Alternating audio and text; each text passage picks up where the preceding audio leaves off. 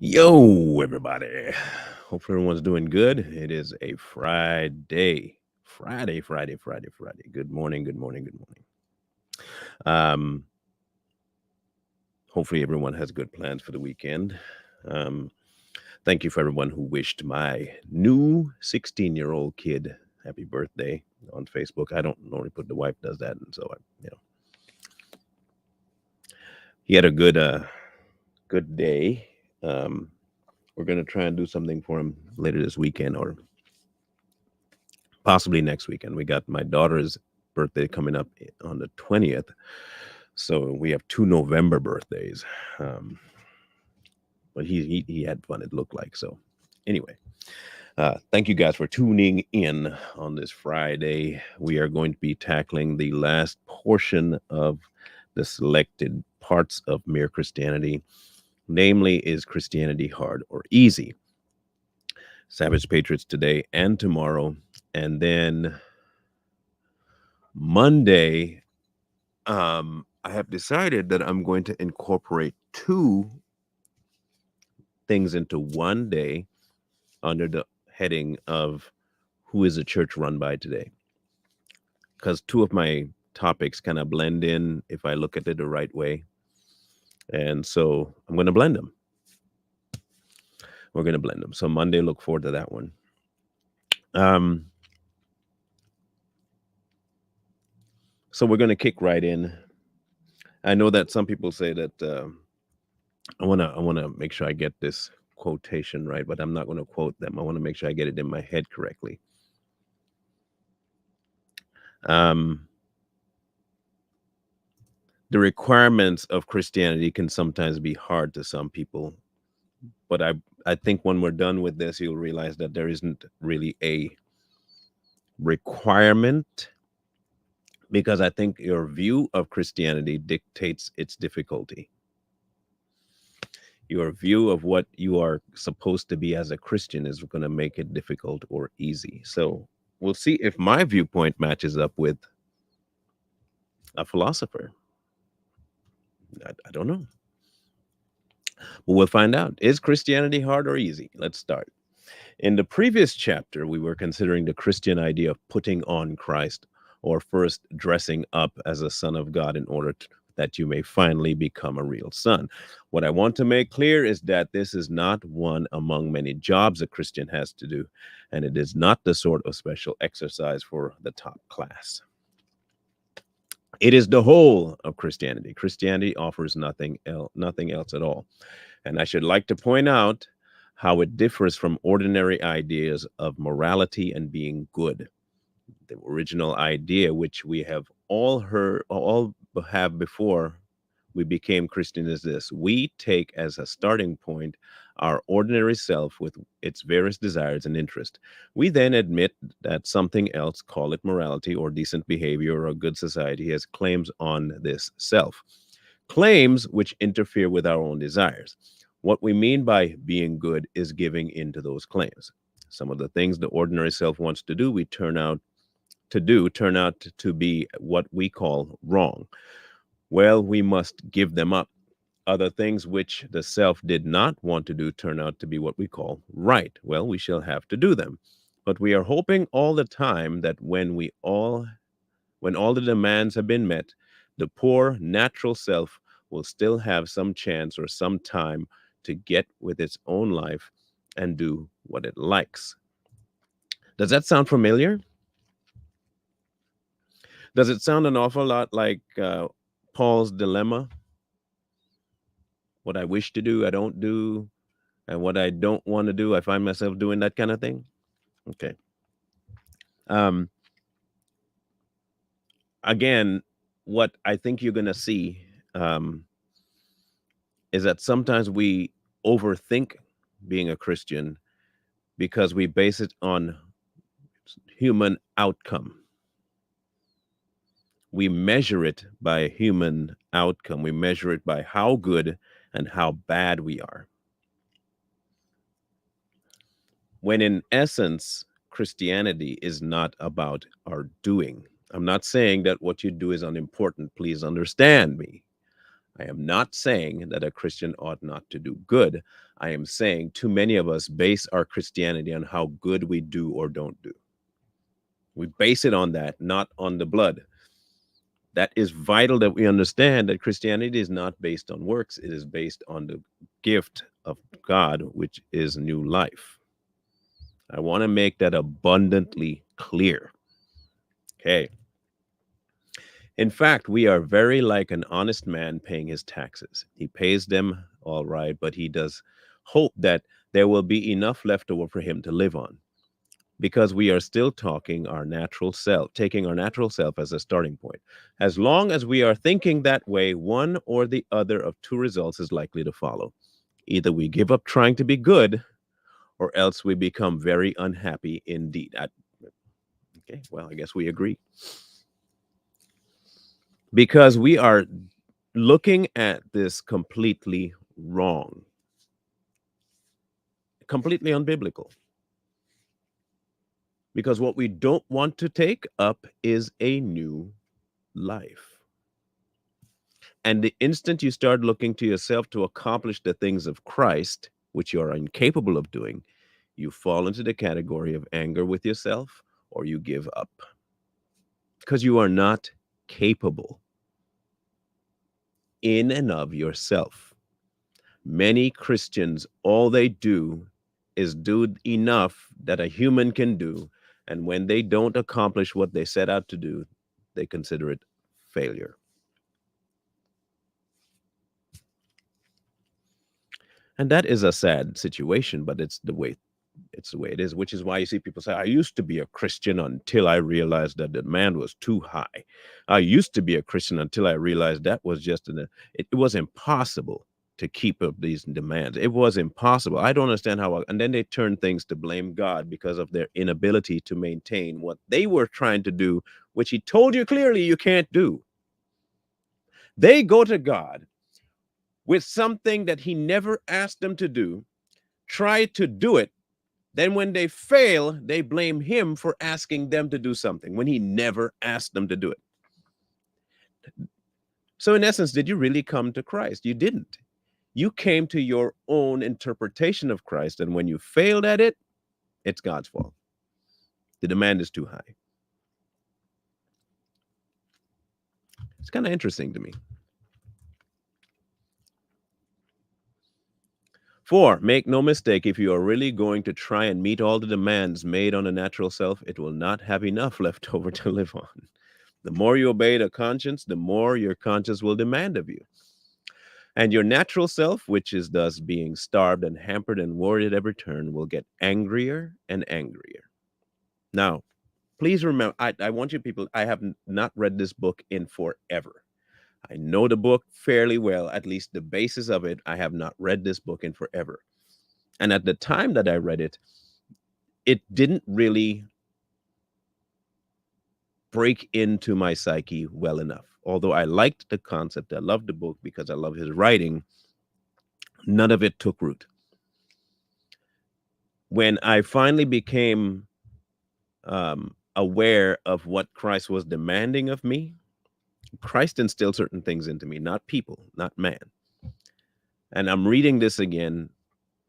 It feels like the first time I'm reading it, but it feels familiar. It feels very familiar.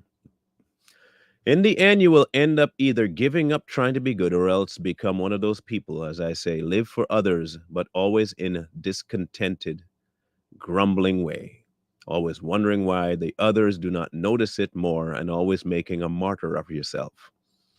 And once you have become that, you will be far greater pest to anyone who has to live with you than you would have been if you had remained, frankly, selfish. That see, this is the um it is a crazy.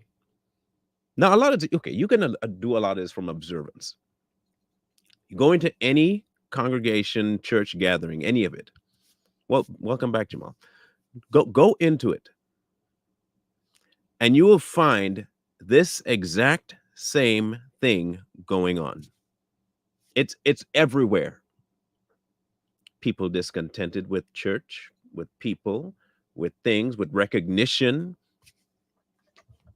because they have not let go of self.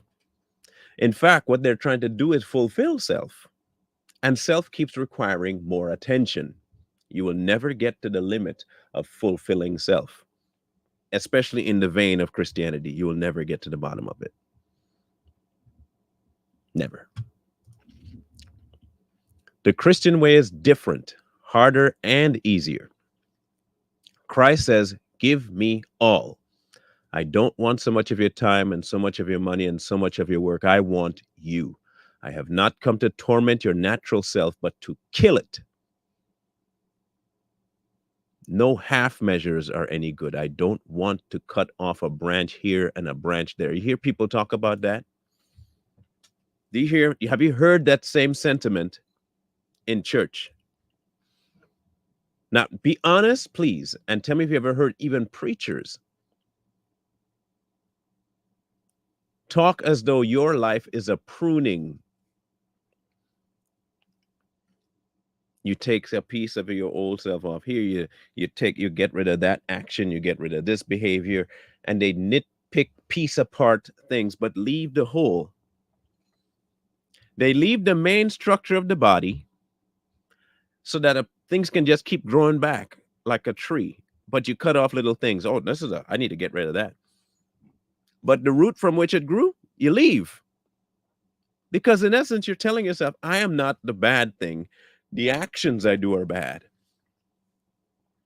So you can then go back and equate what you've done to who you are, which is why you'll hear people say, I'm not that bad because I don't do anything wrong. You've heard that one too. I am not that bad. God doesn't have a whole lot to forgive me of because I've only done one or two things. I may have taken a pen here or a couple of quarters here, or I may have been having a harsh word with somebody. And you consider the action the ill portion of your life when you don't consider you the problem. The whole of you needs to go. But you want to keep pieces and parcels of it so you can say I had and I had. And the book asks you to die. This is not, C.S. Lewis is not saying something antithetical to the Bible, which is why I don't listen to clowns that tell me, oh, he's an occultist and blah. You know why people say that? Because he repeats exactly what the Bible says, and that especially portions they hate. Portions like you need to die, they don't like, because they do consider themselves fairly good people. Yeah, it's kind of interesting. No half measures are any good. I want to cut off a branch and branch here. I want the whole tree down. I don't want to drill the tooth or crown it or stop it, but to have it out. Hand over the whole natural self, all the desires which you think innocent, as well as the ones you think wicked, the whole outfit.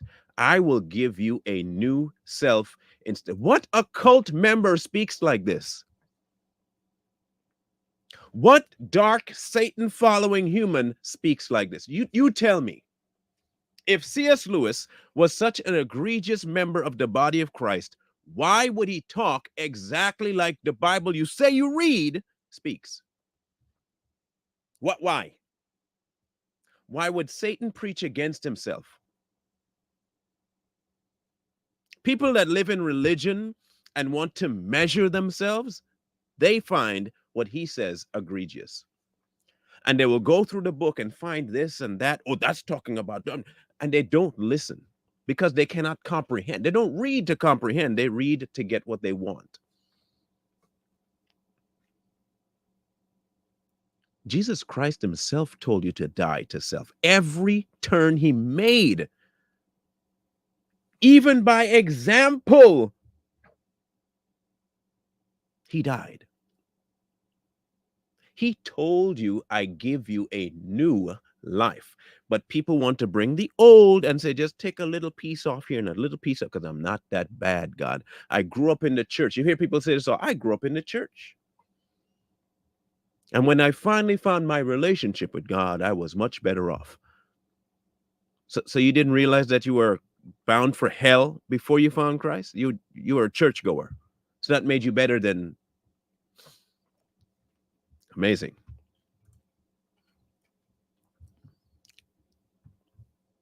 In fact, I will give you myself. My own will shall become yours. This is exactly in the book people read, and they still call this man an occultist. Both harder and easier than what we are all trying to do. You have noticed, I expect, that Christ himself sometimes describes the Christian way as very hard, sometimes as very easy. He says, take up your cross. In other words, it is like being going to be beaten to death in a concentration camp. Next minute, he says, my yoke is easy and my burden is light. He means both. And one can just see why both are true. Teachers will tell you that the laziest boy in the class is the one who works hardest in the end. This they mean this. If you give two boys, say, a proposition in geometry to do, and one is who is prepared to take the trouble will try and understand it. The lazy boy will try to learn by heart because for the moment that needs less effort. But 6 months later, when they are preparing for an exam, the lazy boy is doing hours and hours of miserable drudgery over things the other boy understands and positively enjoys in a few minutes. Laziness means more work in the long run. Or look at it this way, in a battle or in a mountain climbing, there is often one thing which it takes a lot of pluck to do, but it's also, in the long run, the safest thing to do. If you funk it, you will find yourself hours later in far worse danger. You know the whole fake it till you make it? Remember that sentiment in the church? And I think someone had asked about this yesterday. You doing it till it becomes faking it till you make it. That's not Christianity. That is not Christianity. Being the most genuine you and understanding where you are is Christianity. Understanding you before Christ is Christianity. Not faking what you think he wants, because trust me, he can see. Bro, he can see you. Now, I don't agree with Tyler Perry and I do not agree with Medea. But there was one portion in one of his skits that you see me? Yeah, I see you. He seeing us? Yeah. He can see you. Bro, you're not fooling anybody. You are not tricking anybody. So faking it till you make it is only you're the only one being fooled, not God. And you're not going to make it being fake. So I don't know how you're going to fake it till you make it. Because faking it does not help anything. Because by design, fake is not real. I don't know how you can fake something till you make. Anyway, so some people try, I guess. Some people try. Some people try. The cowardly thing is also the most dangerous thing.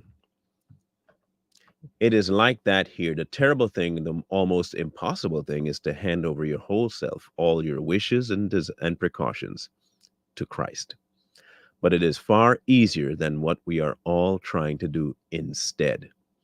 For what we are trying to do is to remain what we call ourselves, to keep personal happiness as our great aim in life, and yet at the same time be good. We're all trying to let our mind and heart go with their own way, centered on money or pleasure or ambition, and hoping in spite of this to behave honestly and chastely and humbly. And that is exactly what Christ warned us you could not do. As he said, a thistle cannot produce figs. If I am a field that contains nothing but grass seed, I cannot produce wheat. Cutting the grass may keep it short, but I will still produce grass and no wheat. If I produce wheat, if I want to produce wheat, the change must go deeper than the surface. I must be plowed up and re-sown.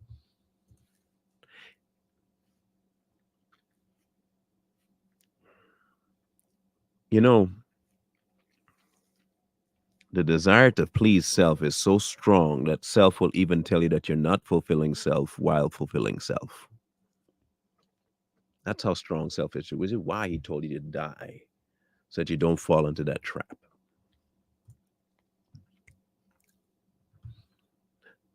This is why he told you that. This is why the real problem of the Christian life comes where people do not usually look for it. It comes in very moment you wake up each morning. All your wishes and hopes for the day rush at you like wild animals.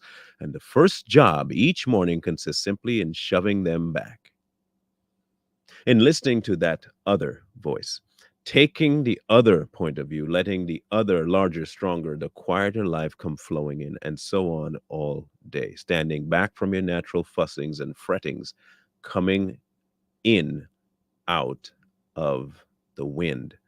Do not be blown by what? Every wind of doctrine. C.S. Lewis was read. He was versed in books upon books upon books, and he never fulfilled himself in doing all of that until he encountered Christ. When he encountered Christ, all of his learnings went to the wayside and he began to turn his mind over to Christ. And when he spoke, everything he spoke was about Christ. We can only do it for moments at first, but from those moments, a new sort of life will be spreading through our system because now we are letting him work in the right part of us. It is the difference between paint, which is merely laid on the surface, and a dye or stain which soaks right through. His analogies are so vivid. Like he when he says something and elaborates on it in a kind of metaphor type situation, or he correlates it to something, or he gives an analogy, they're so robust, unmistakable. Everybody wants to paint themselves a Christian. They don't want to die. And I find that kind of weird that he used that word and analogy. You get what I mean? It is not a surface change. It's a fabric change.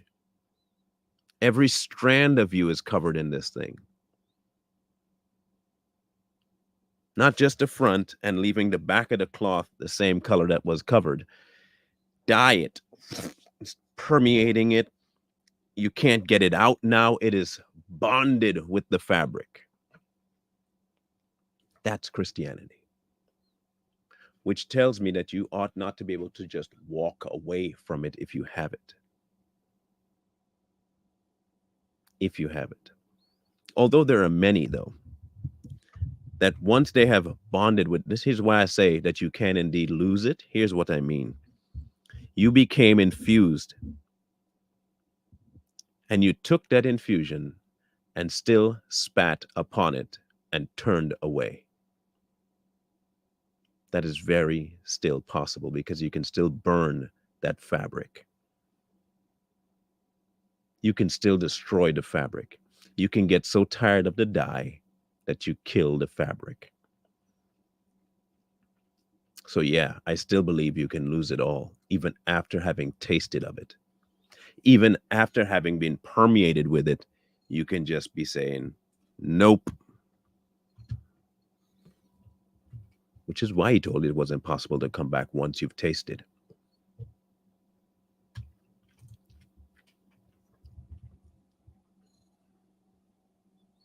We can only do it for moments at first, but for those few moments, his life is spreading. So I say, stain, okay, soaks right through. He never talked vague, idealistic gas. When he said, be perfect, he meant it.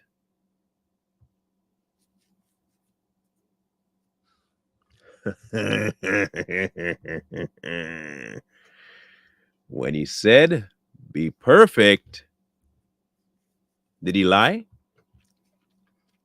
Did he lie? Is my question. Did God lie when he say, be perfect? Hmm. Okay. He meant that we must go in for the full treatment. It is hard, but the sort of compromise we are all hankering after is harder. In fact, it is impossible. It may be hard for an egg to turn into a bird. It would be a jolly sight. Harder for it to learn to fly while remaining an egg.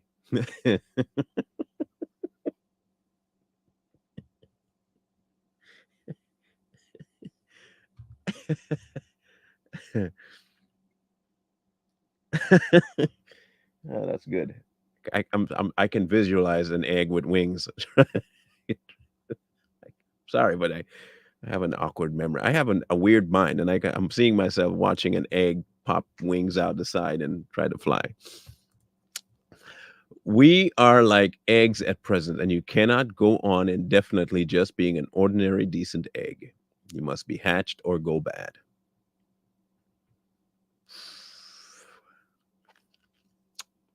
May I come back to what I said before? This is the whole of Christianity. There is nothing else. It is easy to get muddled about that.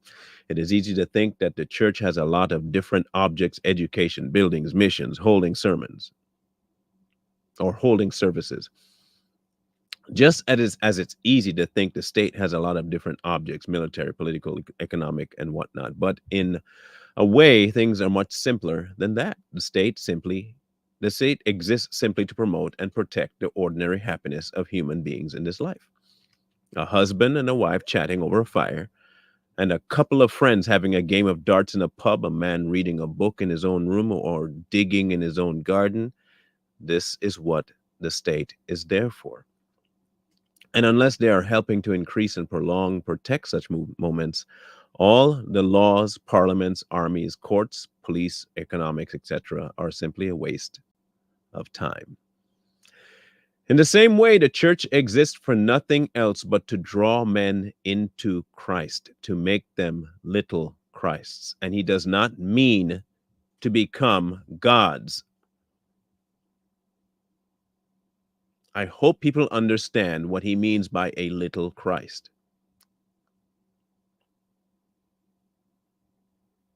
You are reflections, embodiments of him in the world, not that you are him. If they are not doing that, all the cathedrals, clergy, missions, sermons, even the Bible itself are simply a waste of time. And he is right, as you can tell by people who come at others not knowing the book.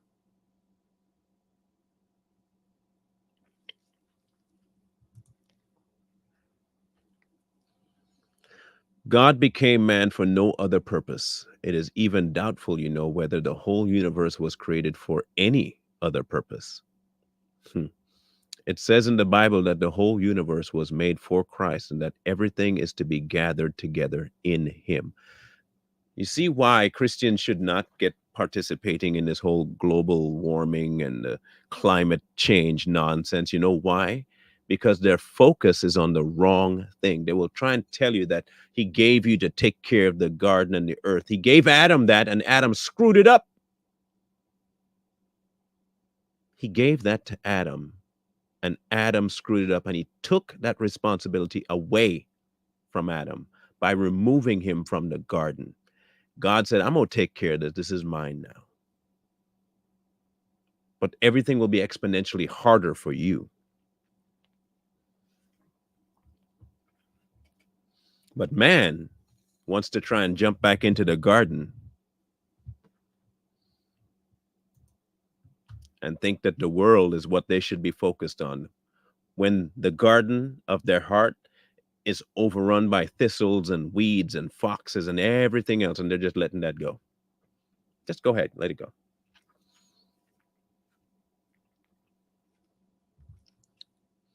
I do not suppose any of us can understand how this will happen in regards the whole, as regards to the whole universe. We do not know if, we do not know what, if anything, lives in the parts of it that are millions of miles away from this earth. Even on this earth, we do not know how it applies to things other than man. After all, that is what you would expect. We have been shown the plan only insofar as it concerns ourselves. I sometimes like to imagine that it's just like how you might apply to other things. I think I can see how the higher animals are, in a sense, drawn into man when he loves them and makes them, as he does, much more nearly human than they would otherwise be. I can even see a sense in which the dead things and plants are drawn into man as he studies them and uses and appreciates them. And if there were intelligent creatures in other worlds, they might do the same in their worlds. It might be that when an intelligent creature enters into Christ, they would, in a way, bring all other things in along with them. But I do not know. It is only a guess. What we have been told is how we men can be drawn into Christ, can become a part of that wonderful present which the young Prince of the universe wants to offer to his Father. That present which is himself, and therefore in us in him. It is the one thing we are made for. And there are strange, exciting hints in the Bible that when we are drawn in, a great many other things in nature will begin to come right. The bad dream will be over. It will be morning.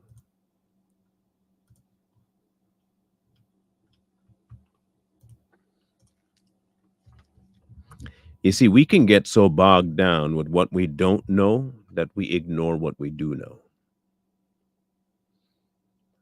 We want to include everything other than Christ.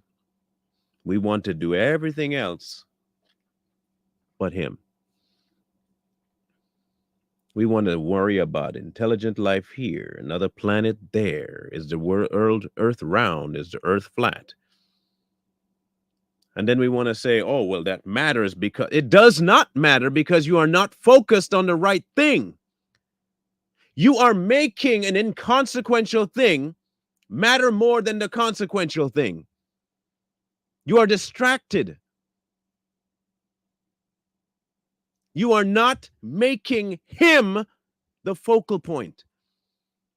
Therein lies your problem. You make life about everything else.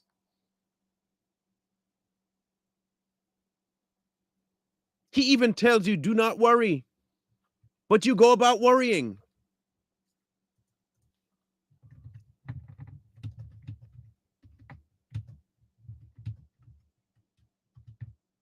You go about doing the exact same thing he tells you not to do.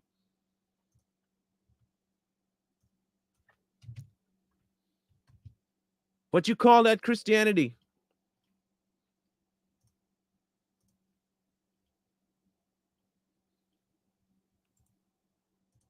Right? You call it Christianity.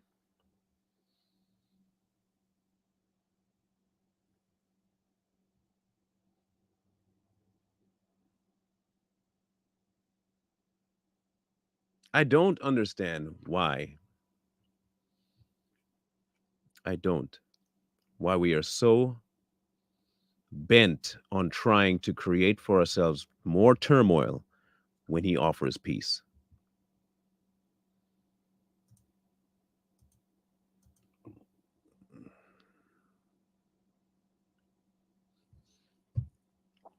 I don't know why.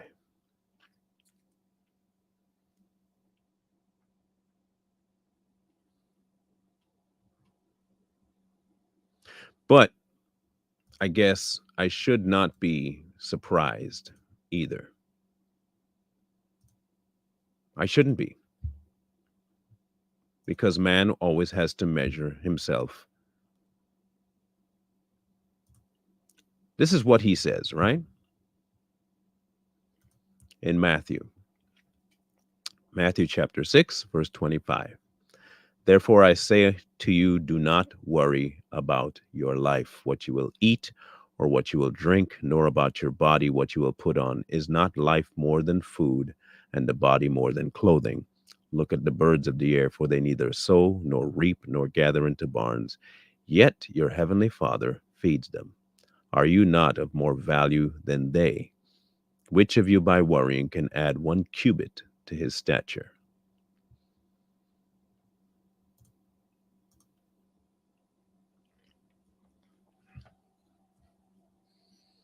We want to place value on everything but.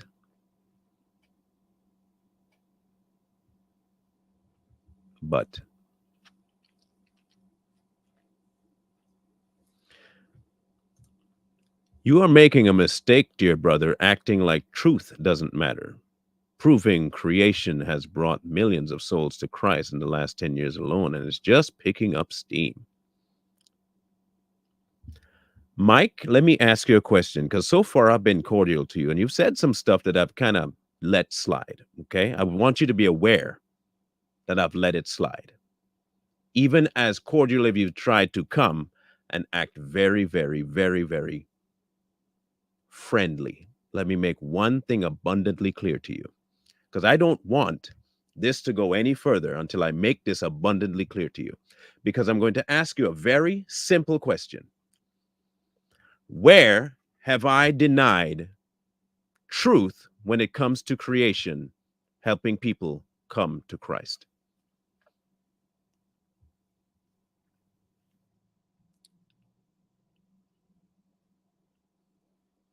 I want you to clarify for me in this statement that you said that I am making a mistake by acting truth doesn't matter. Tell me where I said truth doesn't matter, creation doesn't matter. Where did I say that? And please don't deflect and be like some other people and give me some halfway answer. Tell me, no, no, no, no. See, I just finished saying don't do it. Look what you did. It does not matter if the earth is flat or round. It does not matter. I didn't say it was true or false. I say it does not matter.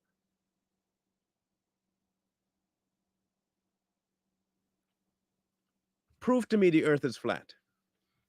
Prove to me the earth is round. I'll wait. And then prove to me that that is mentioned in my salvation. I will wait. No, no, Mike, prove to me that God said that the earth being flat or round matters to my salvation. Show me where. Tell me where in the book that you read that it says my salvation is based on what I know about earth.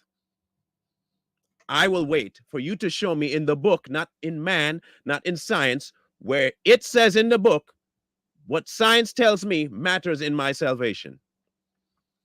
No, no, no. Don't send me no email. You talked here, verbalize here. You got time. Spew away. Spew away. Where in the Bible does it say that my salvation is hinged on what I believe about creation and science? Where? Where? I will wait for, I want that answer. Don't deflect, don't genuflect, don't give me no articles. You tell me, since you believe it, where in the Bible my salvation is hinged on what I believe about science and the earth.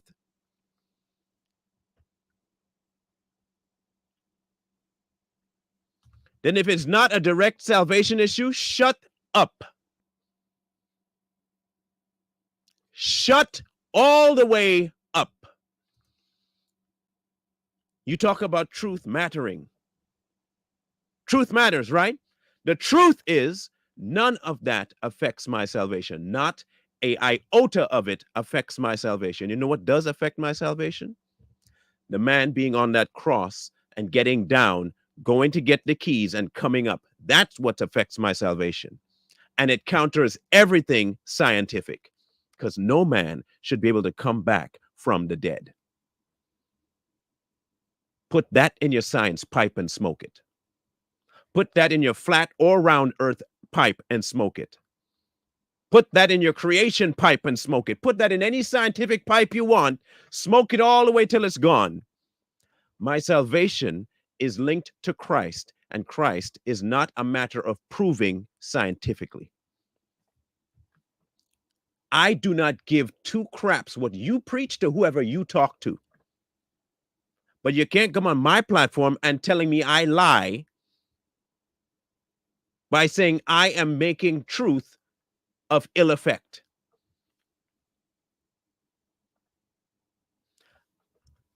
I never said you did. I simply asked you to tell me where science affects my salvation. This is your problem, Mike. Your comprehension skills is that of a 2-year-old. I never said that of you.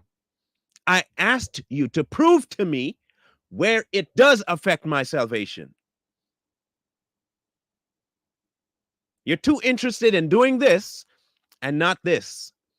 I purposely asked you to show me where any of that affects my salvation. No, you're a blasted 2-year-old. You're more than a druggie. You're a crack-headed liar. You lied on me.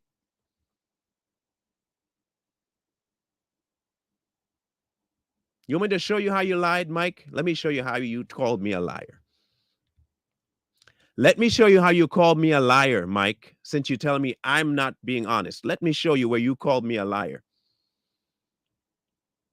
Just let me show you in your very first statement how you called me a liar. Did I ever act or say truth doesn't matter? Answer me this, Mike. Where did I act like truth doesn't matter or say truth doesn't matter? I'm going to show you how you are a liar right now, and you'll need to repent. Go ahead. Where did I ever act like truth doesn't matter and say truth doesn't matter? Show me where. Where did I say that? I'm waiting. It's always these people. They show, and I'll read to you his email. I will read to you his email since he wants to talk about him sending email. Let's read the email. This is how these people behave. They come at you one way in private, and then they come at you another way in a public forum and expect you not to blast them across the universe. Where did I say truth doesn't matter? And you have zero proof that the earth is round or flat. Zero. Because for every point you can bring scientifically about it being flat, someone can bring something scientifically about it being round. You don't have any proof of that either, which is why it does not matter. Because it is inconsequential to salvation. Completely inconsequential to salvation. Because salvation is based on faith, not proof. Faith.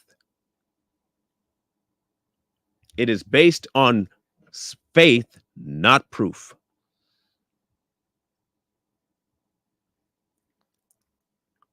This is his email, by the way, okay? Book and a half. Trying to tell me about whatever nonsense he wants to talk about Earth and space, and like I ever talked to him about that to begin with. This is how he starts off his so-called email. This is when I tell you that they say one thing in private and another thing in public, listen to the email in private.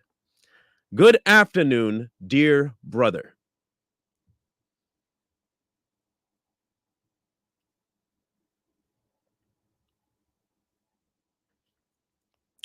I was the one asking for your email and couldn't find it the other day. Again, I'm sorry for coming off incapable. I truly couldn't see it anywhere on the About Me page. I was just running a few things by you and felt better than in chat to disrupt your planned topics while disrupting my planned topics. You see how disingenuous and a stinking liar this clown is? You talk like this in a private email while doing the exact same thing in the public forum. But I'm the liar. I'm the one where truth doesn't matter. I'm the guy you're accusing of truth not mattering.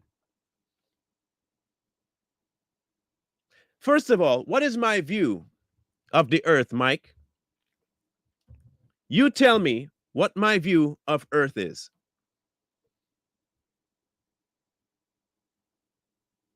What do I think? Do I think the earth is round or flat? Answer that question. Which one do you think I think? Which one? Do you know I think the earth is? Tell me, since you know, what do I believe the earth is, round or flat?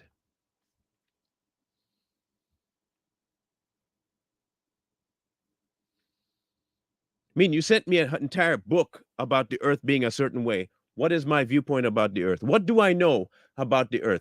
You tell me what I know about scientifically the earth. Tell me.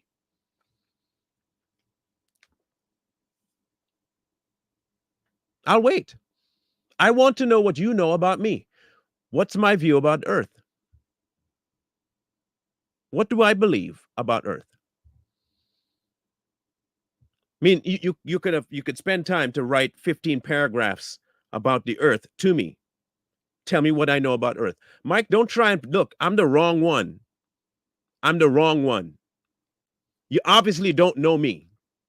It's pretty stinking obvious you don't know me because what you consider triggered is coming from your feminized way of living. Answer my question. What is my view of earth? I see you like to avoid answering questions and also taking responsibility. What is my view of earth? Tell me. I'll wait.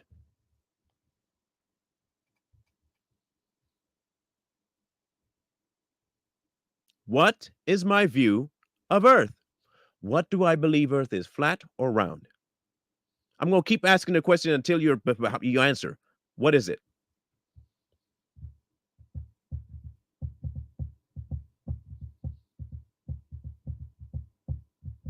How many people want to put a wager on this? That he does not answer the next statement he doesn't answer my question. What's my view? I'm waiting.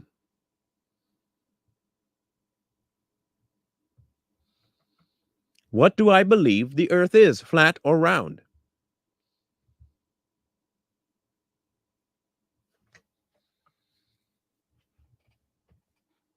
You see how quick he was to do this when he's talking his own points? When he's asked a question?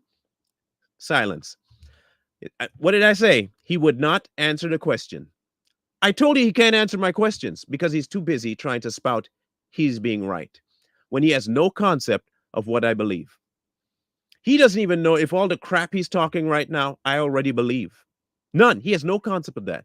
He doesn't even know what my viewpoint is on earth. He wouldn't answer my question. Mike, it's past Wednesday. Hump day is over. You can stop trying to hump my leg and make me think that I can get pregnant by you doing that. What?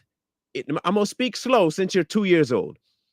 What is my belief about the earth? I'll ask it again. What is my belief about the earth? Do I believe it's round or do I believe it's flat?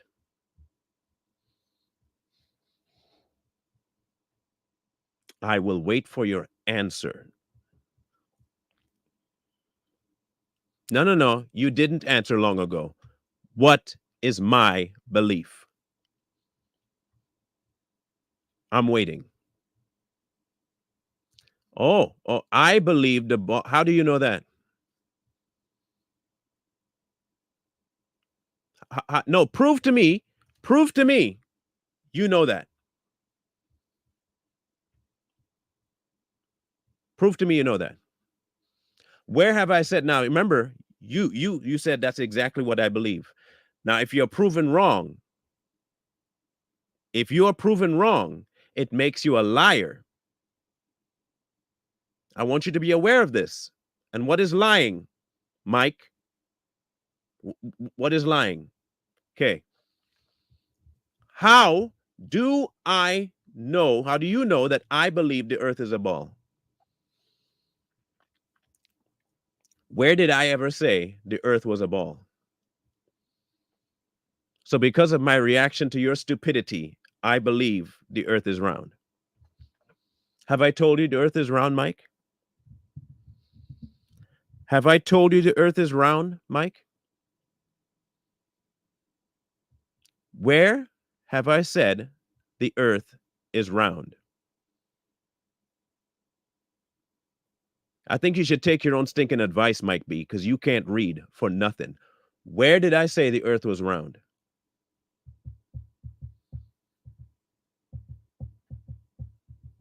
Show me where I said the earth was round. Because people that know me know I say what I believe. Where did I say the earth was round? So, Mike, we're not talking reactions here. Where did I say the earth was round? Again, you can keep acting like you know me, but unless you heard me say something, you don't know me. I don't remember ever meeting you, shaking your hands, hanging out with you, having coffee. I've never met you in my life. I don't know how in the world you think you could know me. Where did I say the earth was round?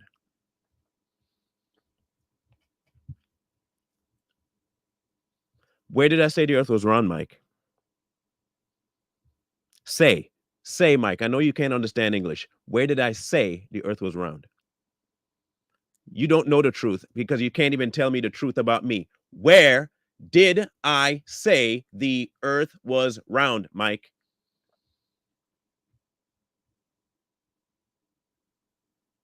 Since the truth matters to you, Mike, answer me truthfully. Where did I say the earth was round?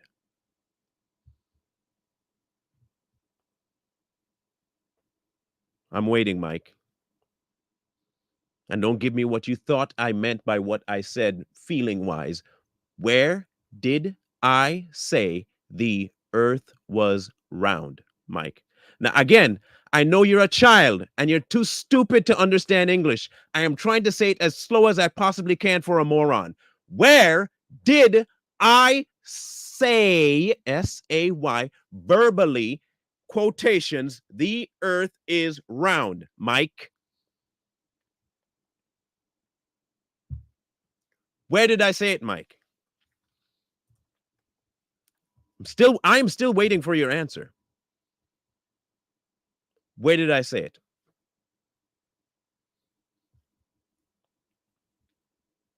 I'm waiting. When did I say the earth was round? I'm not blocking him yet, Lydia. I'm not done with him yet. Trust and believe I'm not done with him yet. Where did I say that, Mike? I'm waiting.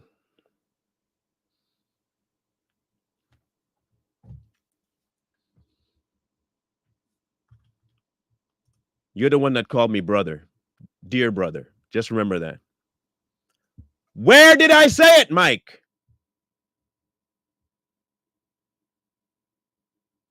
Where? Because right now you're tripling down on lying about me. Where did I say the earth was round, Mike?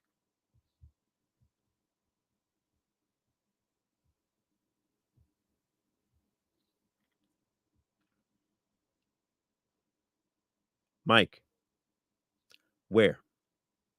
When? I'm still waiting for your answer, Mike. Where did I say the earth was round, Mike? Listen here, you absolute tool bag that's empty. If you're not going to answer my question, get the entire planetly hell off my platform then. If you don't want to answer my question, get gone, Mike. I don't need, asked you to be. I never did that. I didn't go out of my way to email you, Mike. You did that to me. You took your scientific wisdom about me to call me dear brother. That's how much you know about me. This is how smart you are. This is how intelligent you are. You took the time to write to a heathen, non truth believing guy who believes in the round earth. You took your time to write me and call me dear brother, which tells me your whole sense of intuition and deciphering is nonsense. So you're telling me I have not done my research. I have not done my investigation. You're still not answering my question, Mike. Where did I say the earth was round? I don't know how it's. Are you married, Mike? Are you the female in the relationship? Did you birth the kids? Because you sure act a lot like a female right now. Oh, you're definitely an idiot. You're more than an idiot. You're past an idiot.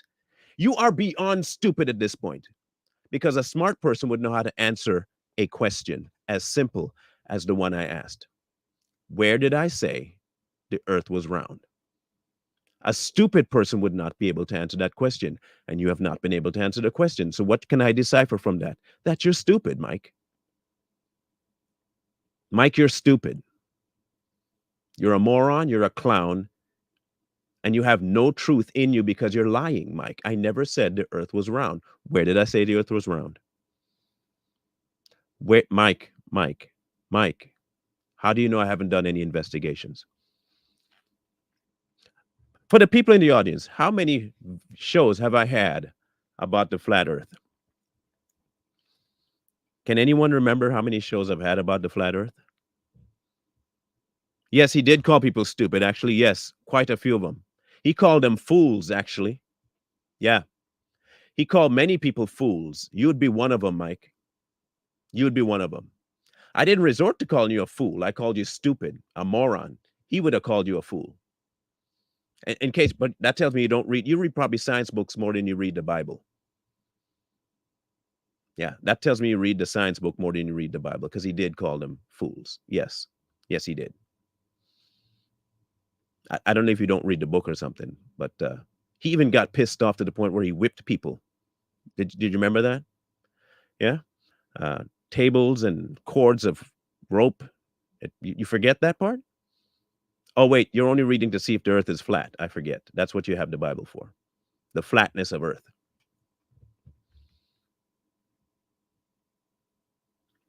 Yes. Yes, he called people fools that brought up scripture. Yeah, the Pharisees and the Sadducees. He called them. Mike, do you not read the book that you say you study? Did you not read those things? Have Did the Pharisees and Sadducees not know the books, the old scripture? They didn't know it. Are you this dumb?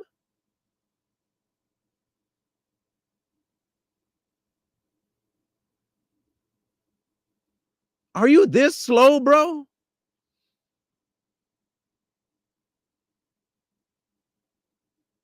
Wow. Thank you, Earl. Yeah. Dogs, he called them all kinds of names because that's what they were, bro. In the same book you say you read. Sorry, I can't assume that you've read the book. I know you've read tons of scientific books and you listen to a bunch of scientists. I can't say that you listen to God. You say truth matters when it comes to science. I have not seen you say the truth matters when it comes to, because I've kept asking you to tell me where I lied and you keep lying on me. So please tell me where I said the earth was round. Mike, Mike, you don't know the book. You go into the book with your preconceived wishes. You go in looking for what you want to get out of it. Otherwise, you would know that it said fools, dogs, vipers, stiff-necked. You would know this, but you don't know this. How did you not know that, Mike? You don't know because you don't read. You put man's knowledge above God's knowledge. So again, for the last time before I block you and delete every email I have from your retarded behind, where did I say the earth was round? If you cannot answer that question, do not ever come back to my platform in any way, shape, form, or fashion. Where did I say the earth was round, Mike?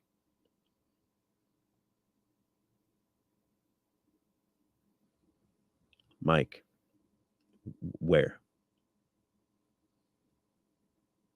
You see, no one can ever say that you didn't hear the question, but what they can say is that you never answered it. Where did I say the earth was round?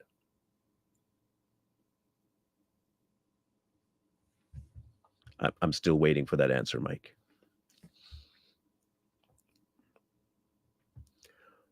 Where did I say the earth was round, Mike?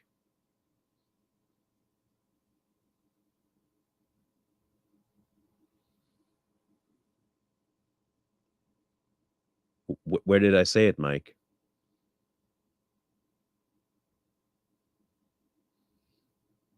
Of course, he's not going to answer, Dolores. I know that. I know he's not going to answer.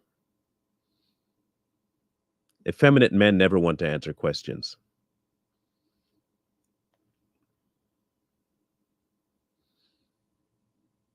Where did I say it's round, Mike? Where did I say that?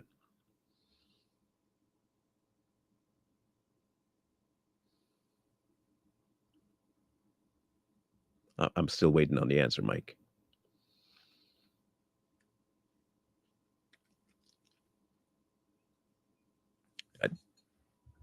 And again, where did I say the truth doesn't matter? Did I say the truth? Anyone in the audience at all? Where did I say the truth doesn't matter? And one, where did I say the earth was round? Listen, you effeminate femboy, soy boy, piece of crap. Where did I say that? I'm not calling you brother because you are not obviously my brother. You don't believe the same things I believe, obviously, about the God of the universe. And you will not answer a question, even though you continue to double down and lie on people. And you call yourself a Christian, but you're quick to call me out for calling you names which are true. I'm basing my names about you on your statements and your lies, but you refuse to admit that you're lying about me. It's that simple, Mike. You're the one lying, not me. I said God's word doesn't matter. I said the truth doesn't matter. Apparently, I'm still trying to figure out where in the world I said these things.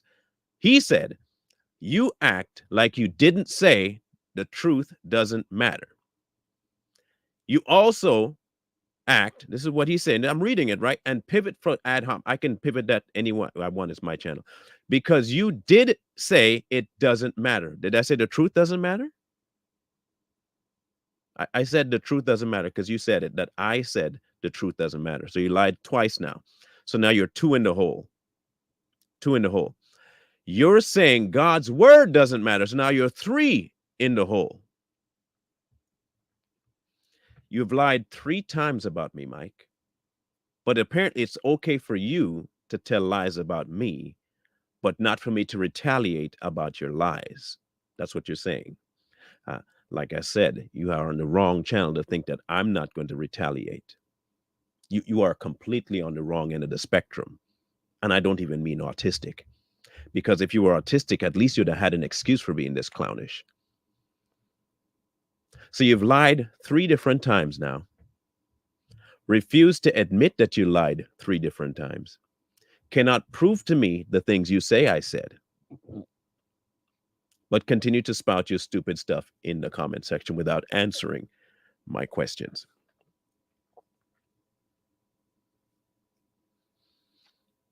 Amazing. Amazing. I don't know what you're expecting by repeating the same crap over and over, like you don't think I know these things. Because I ask you specifically, what do you think I know? And you have not answered that question. You refuse to ask these questions. You refuse.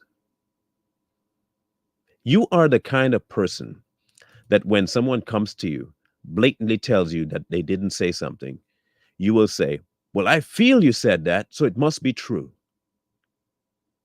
But I didn't say it. Yeah, but I feel that's what you said. So what you feel I said makes more sense than what I said. Yeah, that's what women do when they're pissed off. Even the women in this audience will tell you when they're on their period, they don't take anything you say as factual. It's all emotionally based. You are a woman on your period. You are a woman on your period, Mike. Better yet, you're a woman on her period that's just about to break into menopause because you refuse to answer any of my questions. Yet, I'm the one throwing ad hominems while you're calling everything I say a lie while not producing anything I said. Ain't that something? You know what they call that, Mike? A double standard. You know what they call that, Mike?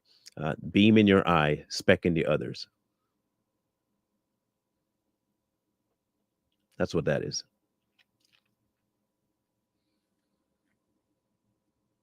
You don't want to answer my questions.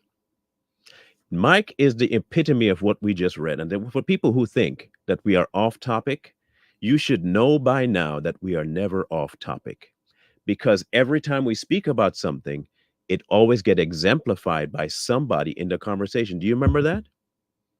You remember every time I have a conversation about something, there's always one person that shows up to prove it.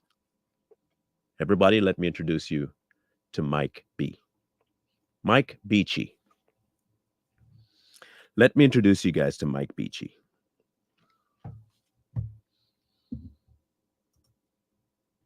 Every time. Thank you. It always gets shown up every time. I look. I don't make this up. It does get exposed every time. Every time.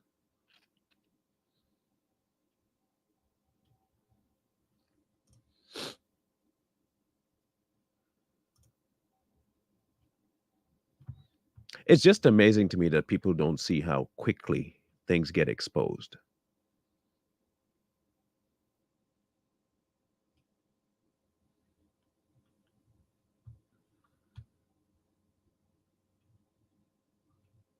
It's amazing to me.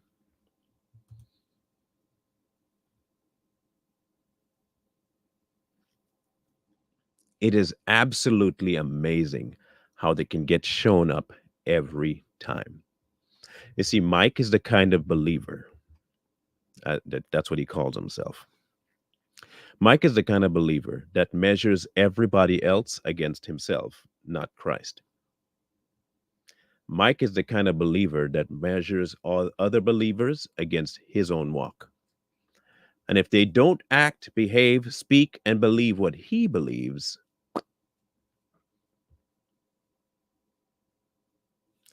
you act as though this is the first time I've done this, Mike.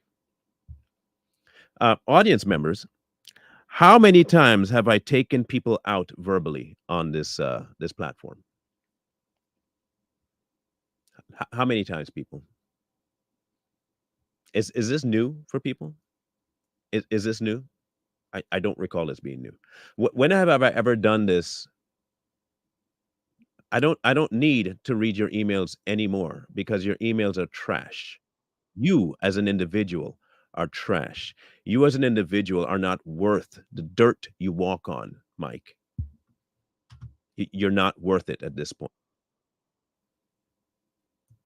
You're simply not.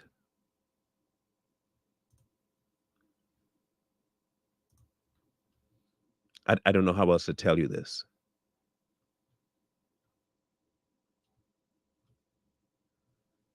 You're not worth it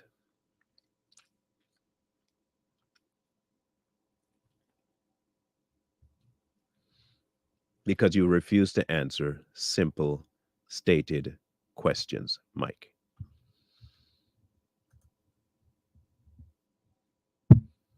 A normal human being would answer a question. You refuse to answer every last one of them. Oh, I fear the truth. Okay. Okay. It's good for you that you know that much. and enjoy your time in Michigan. Just you stay in Michigan where you belong and stay in that corner of the world. It is a corner, right? I just want to make sure that because the earth is flat, I want to make sure you're in that particular corner of the universe. I hope Michigan does not get too cold this year.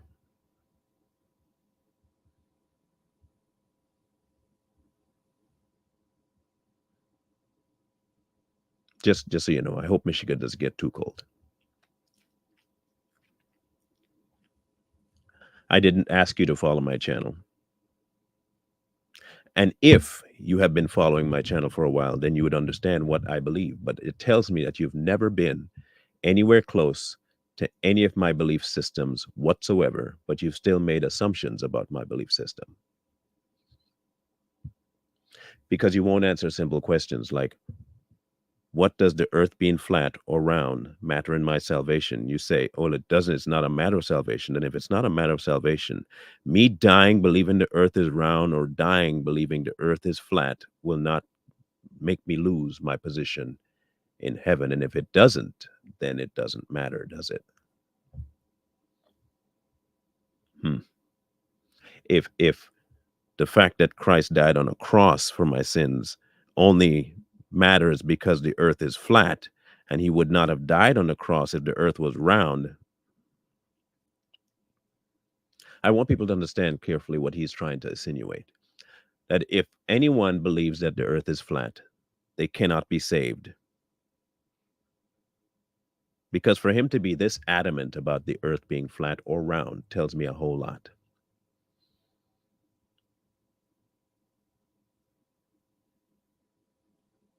And he has yet to touch on any of the content of what I spoke about today. Not once. Good. Then if you recently found my channel, stop making assumptions about me, especially on on a topic that you have not heard me speak about. Maybe, maybe the assumption that you're making about me, perhaps, is 100% wrong, but you will never know because you've already made your assumption about me loud and clear.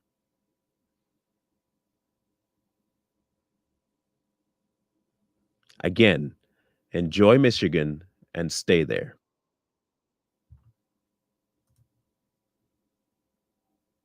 Enjoy Michigan and stay there. I didn't ask you to come talk to me. You kept pestering for my email. I gave it to you. But you have no clue about what I believe about the earth. None. You never asked. You just gave information I never asked for. This is the crazy thing. You came into my inbox and just dropped information I never asked you for. Pages upon pages upon pages. You've never even asked in any of your emails, what do you believe about earth?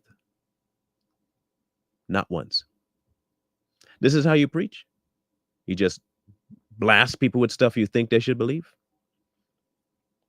Did you ever ask me my belief structure on earth before today? I mean, did in any of your emails, did you ask me if I believe the earth is flat or round?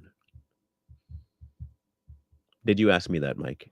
Again, another question I'm expecting an answer for. Did you ever ask me that, Mike?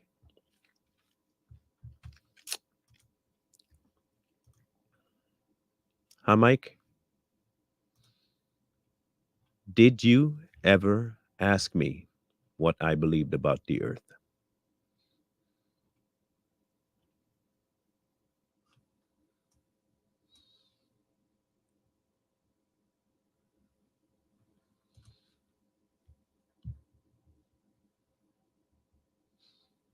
No, you didn't. You accused me of believing the earth is round. Again, the doublespeak will get you into trouble because remember, you write everything down. I can go back and show you where you told me that I believe the earth was round because I didn't believe the earth was flat. Your words, not mine. I don't need to read the emails, especially if it's regurgitative crap that I've already investigated. That's why I don't need to read it. But you wouldn't know that because you're not interested in what people know. You're interested in them knowing what you know, or at least hearing it. You don't really care what the person already knows. You don't give two craps about that. You're interested in letting them know that you know so much. Look how much I know. I'll give you all this information.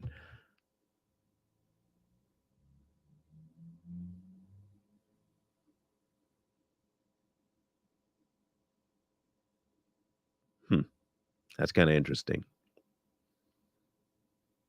You just dumped info on me, assuming I didn't know any of it.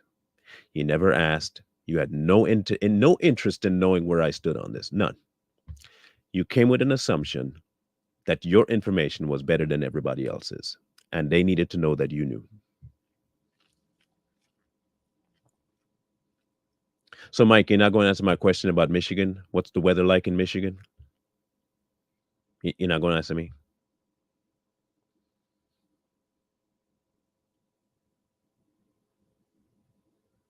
Mike, you're not gonna answer me about Michigan. Is Michigan in a corner? No, you didn't. No, you didn't. Because if you had great interest in my understanding, you would ask what my understanding was.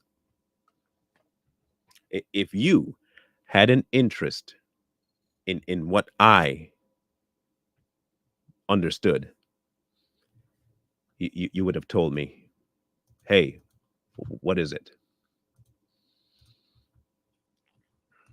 So, Mike, I'll do you a solid. I'll help people find you. This is Mike. Mike is very interested in what's going on in the Middle East. He likes this guy. You remember this guy, people? Y'all remember this one? The one who always sins? This guy here? The one who says, I always sin every day. I sin every day. Remember that guy? This is who Mike follows, by the way. Yeah. Oh, he follows that guy too. That's even better.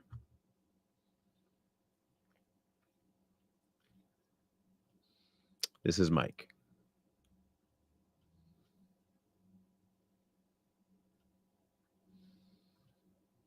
Mike, people. Mike.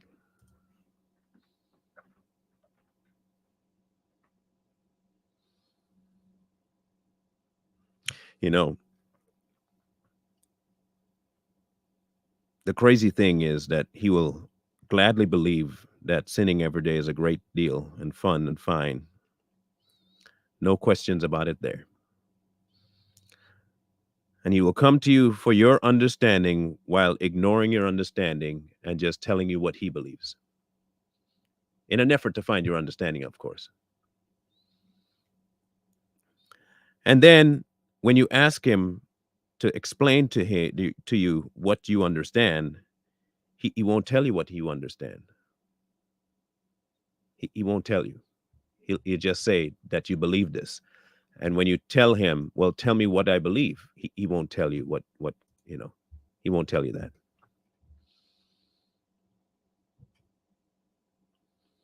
Mike looks like the kind of guy that's one of the most smug, stuck up, self-righteous people in the world. Look at this. That is a smug individual right there. That's a smug individual.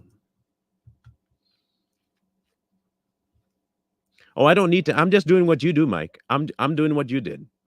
I'm following, how you like to teach people, your way. I'm doing what you do, Mike. It's okay. I've learned now what to do. I've learned. So I'm going to assume without asking you. You see how that works? I am just going to assume without asking. It's pretty easy for me to do since you showed me how. So I thank you for teaching me how to do that. I appreciate it. I don't need to ask you what you believe. I'm just going to assume and tell you that you believe it. Um, it seems to work for you, so I'm going to follow suit. So since you told me that you know how I believe, and you didn't need to ask me, um, I'm going to assume as much as I can about you. You're a good teacher. So I appreciate that. Um, I'm going to assume a couple more things here. I'm going to assume that Mike has not told his wife that he is a closet homosexual. I'm going to assume that he hasn't told his wife that he has interest in men. That's what I'm going to assume because he likes to assume.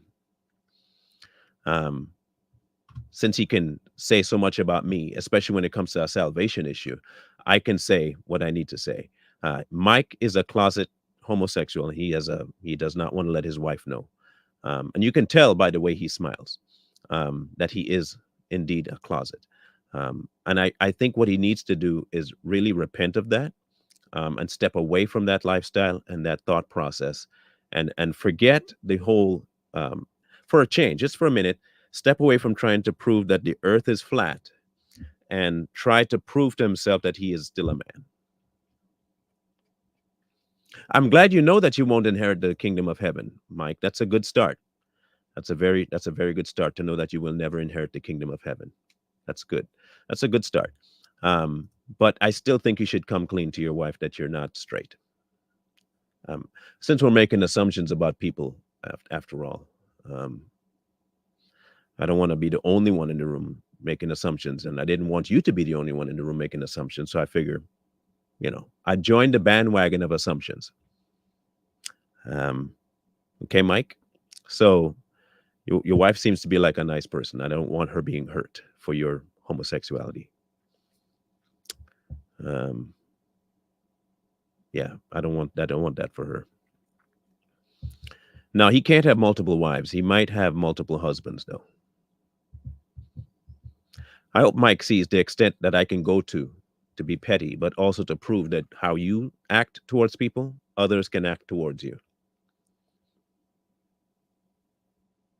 I want you to understand that the same level that you use against people, it can be used to you. The whole judge thing is a real thing. The same manner that you have come at me with in the assumptions and the lies, because you did both. You assumed and you lied. And it's clear as the nose on your face that you lied about me. I can do the same thing to you. Assume and lie.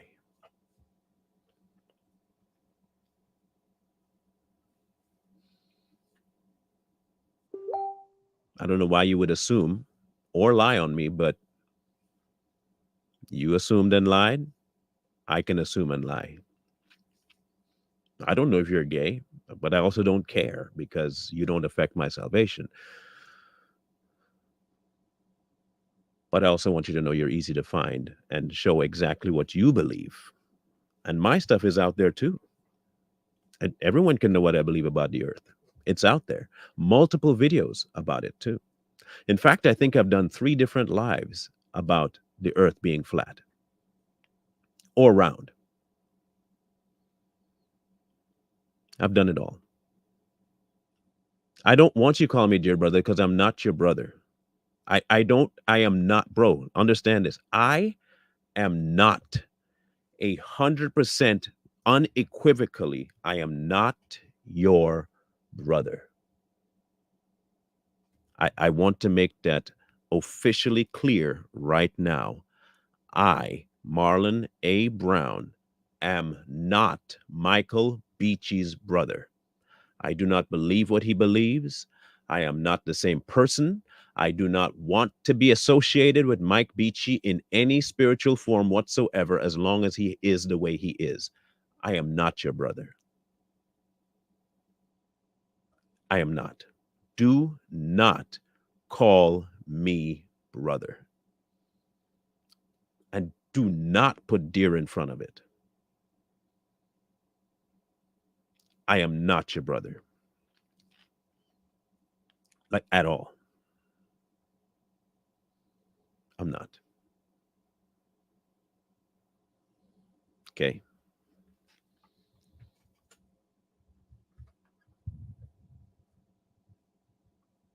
Is Christianity hard or easy? Mike goes into the earth being flat or round. In the exact same book that we just finished, that whole passage we just finished reading, that C.S. Lewis finished telling us about, is the exact definition of Mike.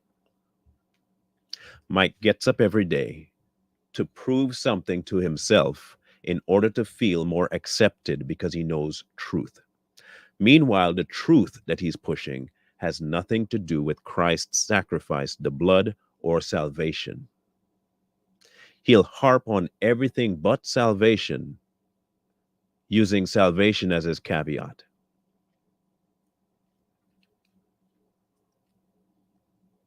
This is the way of people that have zero consequence to them when they do things to people. When they enter into so-called Christianity to prove other people wrong.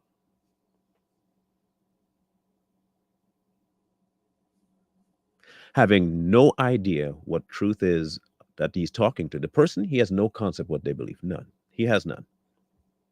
But he's quick to assume. He's quick to judge. And when you do it back, you're the bad guy.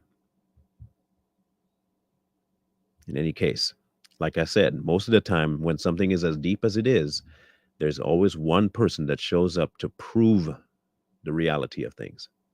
Every time. If you guys have been watching long enough, you understand that this is how it goes down.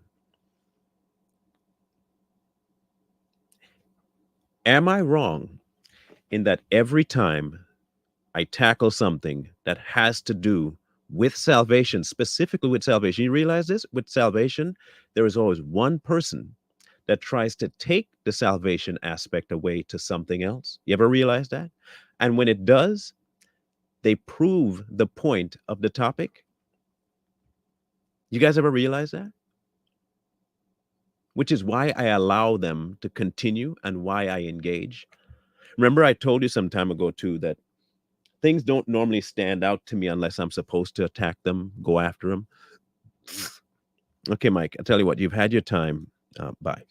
Do you remember some time ago I told you that there has always been things highlighted when I am talking about something? And whenever it gets highlighted, I know I'm supposed to talk about it. And people have always told me, even and you can go back and look. You can see people saying, don't entertain it. It's a distraction. And I keep telling you, it's not a distraction. It is not a distraction, people. This is reality being shown to you about the topic at hand. It always comes out. It always does. And I know for some, I might be going long and it's a longer show than normal. But then you'll complain that I'm going too short and it's a shorter show than normal. Listen, whenever things get highlighted, especially on something like this, where the information is about your soul, there's always one person to take away from the topic. The entire story that C.S. was giving us was about dying to self. Mike is indulging in complete self. I want to know if the earth is flat or round, and if people don't believe the earth is flat or round, they must be misguided, and this is what's going to bring people to Christ. Not Christ bringing people to Christ, science.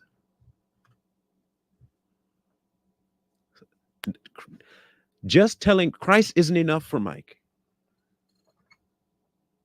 Just telling people about Christ himself is not enough. I said this months ago. I even did a whole series about Christ not being enough for people. We have to have Christ and something else. Oh, it's Christ and a flat earth, or it's Christ and historical issues. It's Christ and this. It's Christ and it's always Christ and it's never just Christ. God is never enough. He even tells you that since the beginning, his qualities are evident for people to see. I don't need to prove God's existence. He says it's right there for everyone to see. which means I don't need to go into science to prove him. I don't need to go into history to prove him. I don't need to go into space to prove him. It's there. But Christ is not enough for some people. The having of Jesus is insufficient for them.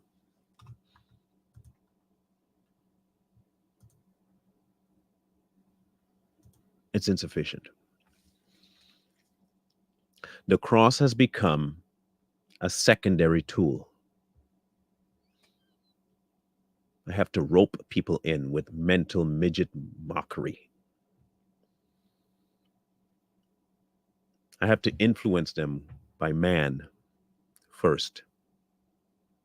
Right? I have to tell them about man's way and what man sees and what man can investigate before I tell them about what Christ did for their soul. I have to influence them about what the physical world is first before I tell them about the most important thing, which is the cross.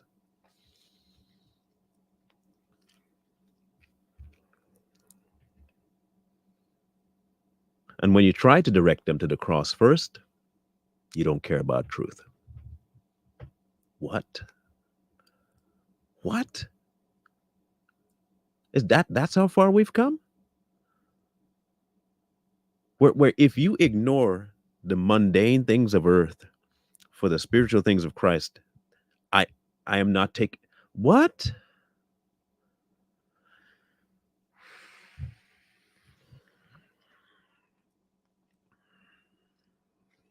Look, I mm, I don't know, people. I don't know. I don't know.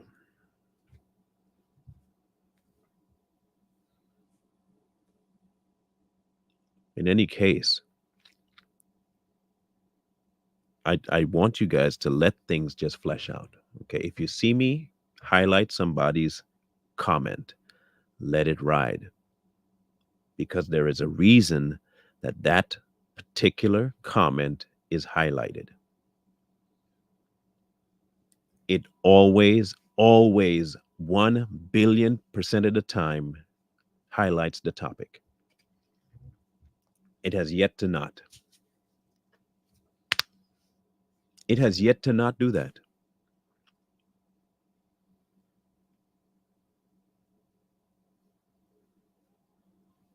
If Christ isn't enough for you, then I don't know what is. If his sacrifice is not enough, I don't know what is. If you hearing about his love is not enough, I don't know what is. If knowing he died for you is not enough, I don't know what is.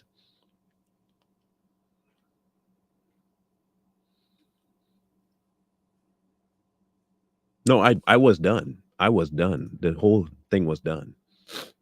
So it's finished because he just proved and finished up the rest of it. I was done. The whole passage was over by the time I saw his comment. And but what the good thing was that he came in at the right time because everything about Christianity was already spilled out. So he could prove everything on the opposite spectrum, which is perfect. Perfect.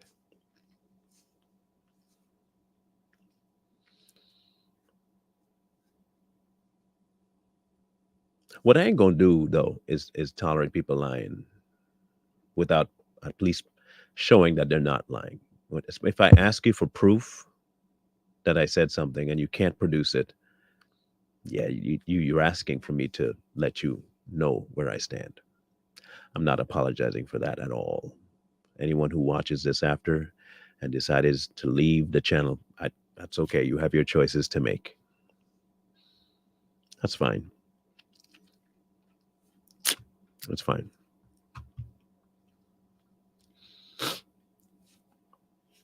But for the others, those who stayed, those who stuck through it, I want people to understand something. And I will say this again with all I have. Squabbling about the earth being flat or round squabbling about the age of the earth, squabbling about which mankind came first, squabbling about the original man, was he was brown or black or white or orange, squabbling about whose land it is, squabbling about all of that, and avoiding the one thing that's Christ is a waste of time. Plain, simple waste of time. But you have that option to waste if you feel like it. So waste away. Waste away. Ironically, it lends into the next topic on Monday, too. That's even better. It lends right into the next topic. So we'll talk about that when I get back on Monday. And we'll see you guys on Savage Patriots later today. In the meantime and in between time, wisdom calls to you from the streets. So please, please, please find wisdom. Peace. Hold tight the dreams, for if dreams die, rely on yourself.